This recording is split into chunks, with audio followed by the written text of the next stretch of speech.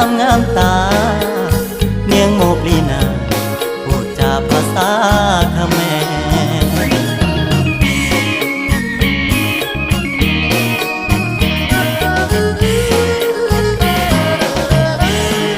เอ่ยเนียงล้อสนอเสียงซอผมคำรายรำงามแท้โอ้จัดได้จัดอายหลงหักสาวเขมรหัวใจอายแพ้ตั้งแต่แรกพบศบตาพรึมโจพรึมพรึมสาวกันตรึมยุคใหม่สีสันแดนอีสานใต้หนุ่มบ้านไกลได้มาพบพากระนอบกิ้งต้องรำตักกะแตนตำข้าวในนา